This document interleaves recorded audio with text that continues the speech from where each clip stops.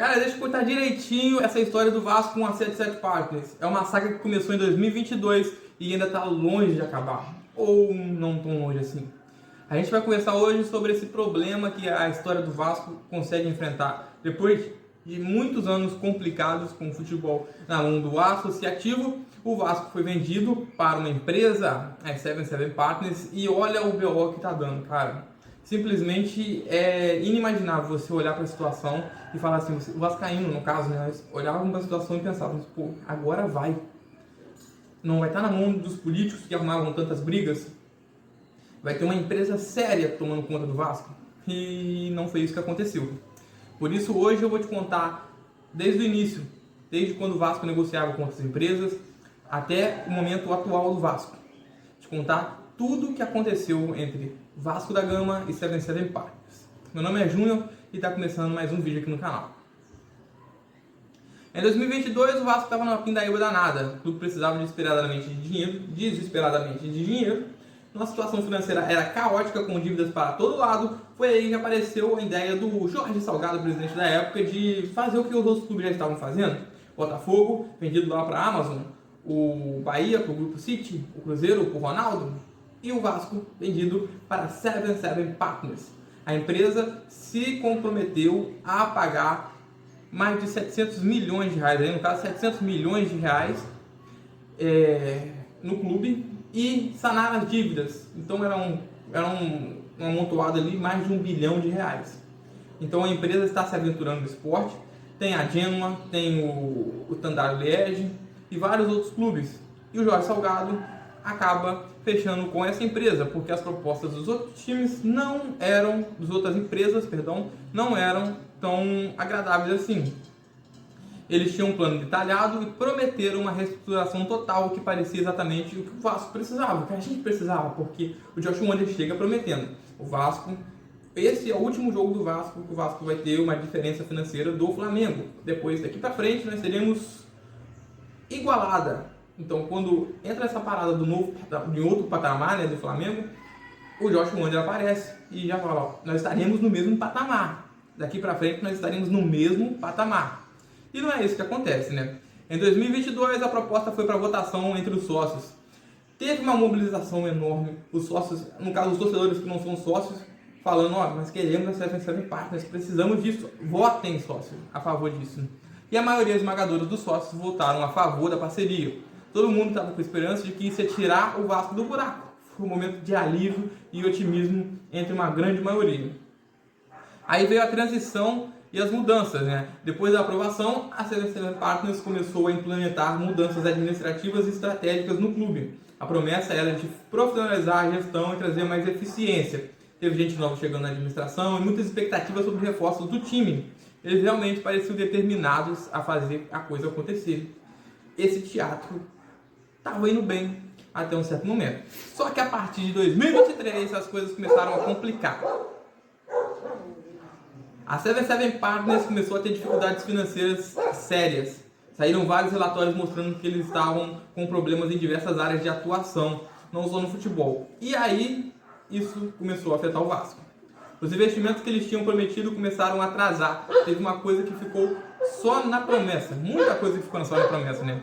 O reforço no elenco, por exemplo, não aconteceu do jeito que o Vascaíno esperava. A administração começou a ter dificuldades para manter as contas em dia e a gente, nós torcedores, começamos a ficar muito preocupados. Muito preocupados. Por quê? O clima de otimismo foi substituído por uma grande incerteza. O Vasco ele tinha investimento em Dimitri Payet, o Vasco tinha ali o Léo Jardim, que é um grande goleiro, tinha investimento em outros jogadores, porém o Vascaíno entendia que o que acontecia ano após ano nas últimas diretorias do Vasco estava acontecendo nesse Vasco que a gente está vendo, né?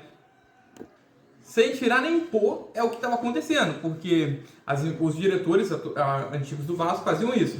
Tinha ali os ativos do clube, que é a galera da base, eles pegavam essa galera da base e vendia para que tivesse dinheiro para conseguir manter as contas ali por um tempo. E aí conseguiam um patrocínio aqui, um patrocínio ali, mas mesmo assim andava no vermelho sempre. E foi o que aconteceu com a 77 Partners. Para piorar tudo, a 77 Partners também tem participação em outros clubes, Genoa, Standard Liège, e esses clubes também começaram a enfrentar problemas parecidos. Isso mostrou que não era só uma questão do Vasco, mas um problema maior com a empresa. Agora a situação é de incerteza. A 77 Partners está tentando se reestruturar, resolver seus problemas lá nos Estados Unidos, e eles estão buscando novos investidores e tentando ajustar a sua estratégia. Mas a verdade é que a gente não sabe o que vai acontecer. A gente tenta ali pensar, a 77 Partners tem que sair. Tem uma galera que é entusiasta da 77 Partners e fala, não, eles vão se acertar, é um problema que eles estão tendo, eles vão voltar, eles precisam estar aqui. Porque a galera enxerga o Vasco como não pode voltar para administrativo, e tem aqui a 77 Partners. Eles não pensam ali na ideia do Vasco ser vendido para outra empresa, eles só pensam na 77 Partners e a possibilidade do Vasco voltar para o administrativo. E como eles não querem isso, eles são entusiastas dessa empresa quebrada que pegou o Vasco. Mas a verdade é que a gente não consegue entender o que vai acontecer daqui para frente. O Vasco pode precisar buscar novos parceiros e fazer ajustes na atual parceria para garantir que a gente consiga sair de uma vez por todas dessa.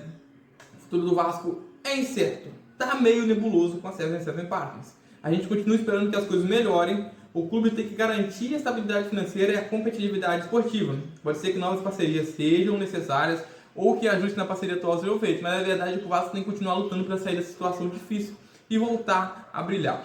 E, cara, sinceramente, a parceria com a 77 Partners começou com uma grande esperança de recuperação para o Vasco. Mas o problema financeiro começou a aparecer, levantaram dúvidas sobre o futuro e que uma das próximas movimentações a gente fica assim esperando com que as coisas se resolvam muito rapidamente, né? A gente fica esperando que a gente, para quem quer ali que a 77 Partners continue, que eles consigam se reestruturar, mas se eu entendi bem, a 77 Partners funciona da seguinte forma: eles têm ali um capital e tem sócios. Os sócios confiam nessa galera e eles vão depositando dinheiro. E aí vai fazendo com que o capital de giro deles fique maior. Os sócios depositam dinheiro, eles vão usar esse dinheiro para um propósito, depois pega e devolve para os sócios com juros e vai seguindo uma bola de neve. E o Vasco está no meio dessa bola de neve. A gente olha para a situação do Vasco e a situação do Vasco ela não é diferente da situação dos outros clubes. Mas tem uma coisinha que chama muita atenção, que é a situação da Premier League. Na Premier League, o clube ele não pode ser vendido sem que haja a aprovação do Conselho da Premier League. Então há uma votação e a galera vai ficar ali observando tudo. A galera olha o contrato, a galera olha tudo para ver se vai dar certo aquela parceria entre a empresa e o clube. E foi o que aconteceu com o Everton. Houve essa conversa entre o Everton e a 77 Partners e a Premier League não autorizou a venda do Everton. A 77 Partners fez ali investimentos, mostrando para a diretoria do Everton, confiem na gente. Eles não estão confiando ainda, mas a gente vai fazer com que eles confiem. Confiem na gente, olha o dinheiro aí. E entregou dinheiro, e injetou dinheiro no Everton. E após tudo estourar, tudo estourou, né? A 77 Partners nos últimos meses, foi a gota d'água e a Premier League não autorizou mesmo. E o Everton acabou de ser vendido aí para a SAF, que toma conta da Roma, da Itália. Então a gente acaba vendo os problemas, os podres da 77 aparecendo semana a semana. Toda semana é algo que estava em segredo de justiça que vem à tona. Ou a gente descobre algo que aconteceu no Vasco, na questão dos empréstimos. O Vasco depositou o primeiro aporte, eles tentaram tirar 2/3 do primeiro aporte, segundo informações, né, que fica muito... Tem gente que fala que conseguiu pegar, tem gente que fala que não pegou. Vamos entrar na tese que a gente não sabe de nada. Então eles tentavam pegar de todas as formas ali esse dinheiro. Então era empréstimo para a empresa parceira. Esse dinheiro, a SAF, foi feita uma vistoria no Vasco e descobriu que o Vasco SAF está quebrado também. O Vasco SAF não tem condições de se manter. E a ideia, pelo menos assim, minha como vascaíno na época, era, eles vão investir um dinheiro, eles vão tomar conta do Vasco, eles vão fazer com que a grandeza do clube, a grandeza da base do Vasco sobressaia qualquer problema. E o Vasco, com a sua base, vendendo Gabriel Peckham, vendendo Marlon Gomes, conseguisse se manter depois disso daí. Um pouquinho sim com o dinheiro que eles investiram, mas também com consequentemente o que aconteceu, né? Eles investiram dinheiro e o Vasco conseguisse se manter com a consequência do investimento deles, a consequência das ações deles na empresa Vasco SAF. Era o que eu, como vascaíno, esperava, mas infelizmente isso não aconteceu. A gente fica muito triste, né? O vascaíno fica muito triste porque não consegue entender quais são os seus próximos passos. O vascaíno hoje é zoado pelo flamenguista, o vascaíno hoje é zoado pelo tricolor, pelo botafoguense, porque os clubes se encontram numa melhor fase que a do Vasco. Mas a gente não sabe o que fazer, a gente não sabe para onde ir. Por isso eu criei esse canal para, de uma certa forma, eu poder extravasar a minha opinião. Eu queria muito que você pudesse se inscrever. O vídeo tem aí já 11 minutos e só agora eu vim aqui pedir para você que você se inscrevesse no canal, que você desse seu like, que eu pudesse passar as informações, que eu pudesse passar o roteiro da melhor forma possível para você ter um entendimento sobre isso.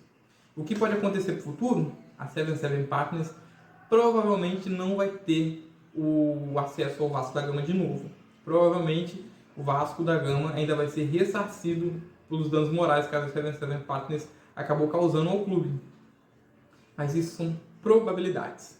Pode ser que sim, pode ser que não. Mas a gente torce para que não. Pelo menos eu, do lado da minha pessoa, torço para que o Vasco seja vendido para outra empresa, para uma empresa séria, uma empresa que esteja disposta a ajudar o vascaíno de verdade. A 77 Partners não entrou nesse caso do Vasco querendo ajudar o Vasco. Ele entrou querendo girar dinheiro, querendo que a bola de neve que eles estavam criando crescesse ou diminuísse. É isso daí, gente. Foi esse o primeiro vídeo aqui do canal. Eu espero que você curta e provavelmente vai ter um link na descrição aí levando você para outro vídeo.